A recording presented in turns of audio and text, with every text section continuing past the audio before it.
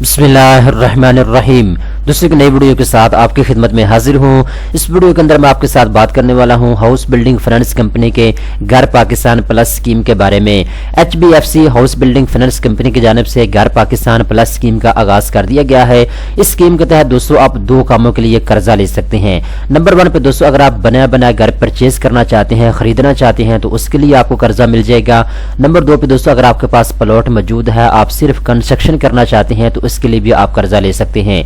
कर्जे की लिमिट 88 लाख रुपए तक रखी गई है। आप 1 लाख से लेकर 20 लाख तक भी कर्जा ले सकते हैं। 1 लाख से 50 लाख तक भी आप कर्जा ले सकते हैं। 1 लाख से 88 लाख रुपए तक ज्यादा से ज्यादा आपको कर्जा मिल जाएगा।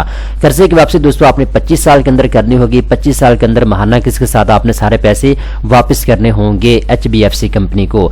इस वीडियो के अंदर दोस्तों मैं आपको डिटेल के साथ बताऊंगा घर पाकिस्तान प्लस स्कीम का जो आगाज किया गया है। इस स्कीम के तहत कौन कौन से लोग कर्जा ले सकते हैं, कितना कर्जा आपको मिल सकता है, कितनी मुद्दत के लिए मिल सकता है, कौन से शर्त ज़वाबित हैं कर्जा लेने की, तमाम तर तफसीलात स्टेप बाय स्टेप इस वीडियो के अंदर मैं आपको बताऊंगा। सबसे पहले नंबर पर दोस्तों आप देख सकते हैं जी, इस स्कीम का पूरा नाम है घर पाकिस्तान प्लस स्कीम। ठीक है, तो इस स्कीम के तहत दो कामों के लिए आप कर्जा ले सकते हैं। नंबर 1 पे दोस्तों अगर आप बनाया बनाया घर परचेज करना चाहते हैं, अपार्टमेंट खरीदना चाहते हैं, या फिर आप कोई फ्लैट खरीदना चाहते हैं, या कोई घर बनाया बनाया आप खरीदना चाहते हैं, तो इन तमाम कामों के लिए आप कर्जा ले सकते हैं। नंबर 2 पे दोस्तों अगर आपके पास प्लॉट मौजूद है, लैंड मौजूद है, आप सिर्फ कंस्ट्रक्शन करना चाहते हैं, घर बनाना चाहते हैं, तो इसके लिए भी आपको कर्जा मिल जाएगा। इसके बाद दोस्तों दो किस्म के लोग कर्जा ले सकते हैं। एक रेजिडेंट पाकिस्तानी यानी जो पाकिस्तान के अंदर रहायश पजीर हैं, ऐसे तमाम लोग कर्जा ले सकते हैं।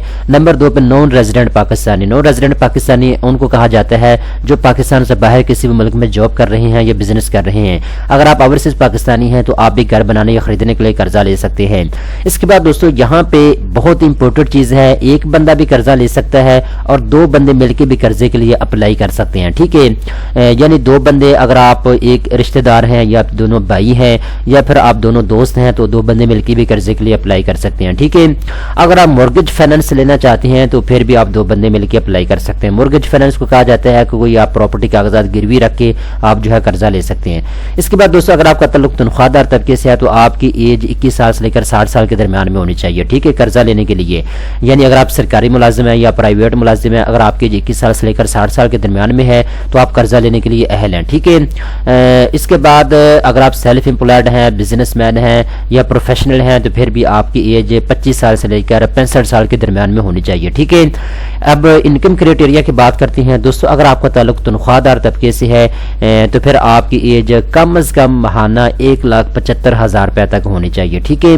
1,75,000 रुपए अगर आप मंथली कमा लेते हैं तो फिर आप इसमें अप्लाई कर सकते हैं। ठीक है, अगर आप बिजनेसमैन हैं और आप 2,30,000 रुपए तक महाना कमा लेते हैं तो फिर आप कर्जा ले सकते हैं इस स्कीम के तहत। इसके बाद दोस्तों कम से कम 2 बंदे आपने गारंटी के तौर पे मुहैया करने होते हैं।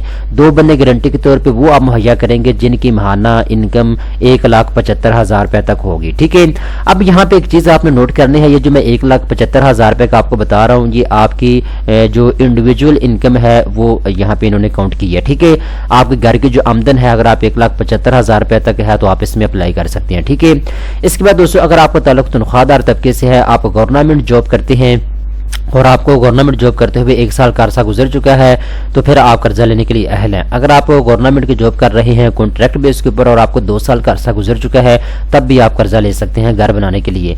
दोस्तों अगर आप बिजनेसमैन हैं तो यहाँ पे इसका क्राइटेरिया भी मैं आपको बता देता हूँ, पर यहाँ पे एक चीज़ आपने नोट करनी है। अगर आप प्राइवेट सेक्टर के अंदर जॉब कर रहे हैं और आपको 2 साल का अरसा गुजर चुका है जॉब करते हुए तो फिर आप कर्जा ले सकते हैं घर बनाने के लिए। ठीक है, अगर आप कॉन्ट्रैक्ट बेस के ऊपर जॉब कर रहे हैं और आपको 3 साल का अरसा गुजर चुका है, ठीक है, प्राइवेट सेक्टर में जॉब करते हुए कॉन्ट्रैक्ट बेस के ऊपर, तो फिर आप कर्जा ले सकते हैं।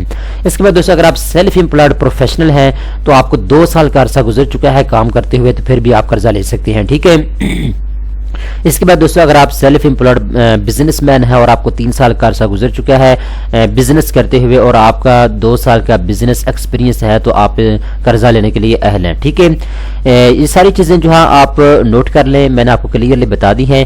अब बात करते हैं जी कितना कर्जा आपको मिल सकता है, कितनी मुद्दत के लिए मिल सकता है। ठीक है, तो कर्जे की जो अमाउंट है वो मैंने आपको बता दी है, 88 लाख रुपए तक ज्यादा से ज्यादा आप कर्जा ले सकते हैं। इसके बाद दोस्तों यहाँ पे एक चीज आपने नोट करनी है, जितनी घर की آمدن آپ کی زیادہ ہوگی اتنا زیادہ آپ کو قرضہ ملے گا، ٹھیک ہے۔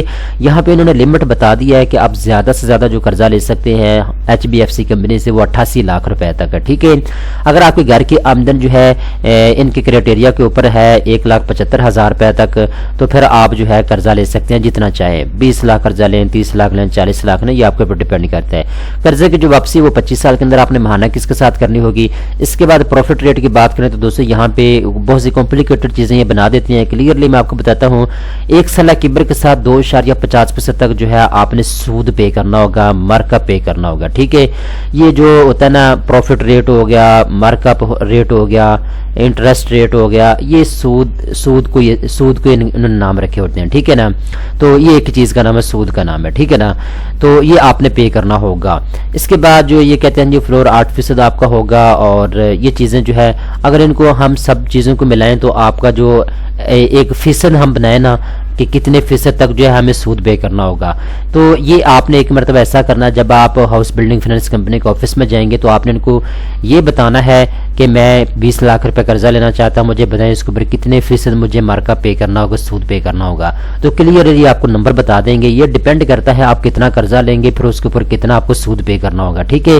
تو ان کا آپ کو پتہ ہے جو مارک اپ ہے وہ اوپر نیچے بھی ہوتا رہتا ہے، کبھی اس کے ریٹ اوپر چلے جاتے ہیں، کبھی نیچے آ جاتے ہیں، ٹھیک ہے۔ تو جو کبر ہے ٹھیک ہے، تو کبر کے ریٹ جب اوپر چلے جاتے ہیں تو آپ کا سود بڑھ جاتا ہے، جو کبر کا ریٹ نیچے آ جاتا ہے تو آپ کا سود کم ہوتا ہے، ٹھیک ہے۔ تو یہ زیادہ تر اوپر ہی ہوتا ہے، آپ کو سود زیادہ پے کرنا ہوتا ہے، تو آپ نے اس کی ایک مرتبہ نا کیلکولیشن پوچھ لینی ہے ان سے، اس کے بعد آپ نے قرضے کے لیے اپلائی کرنا ہے، ٹھیک ہے۔ تو یہ ساری تفصیلات ہیں دوستوں جو کہ میں نے آپ کو بتا دی ہے، امید کرتا ہوں کلیئرلی آپ کو چیزیں سمجھ آ چکی ہوں گی۔ اگر آپ گھر بنانے یا خریدنے کے لیے قرضہ لینا چاہتے ہیں تو اپنے قریب کسی بھی HBFC کمپنی کی آفیشیل جو ان کی برانچ ہے وہاں جائیں، اور وہاں جانے کے بعد آپ فارم پر کر کے آپ جمع کروا سکتے ہیں۔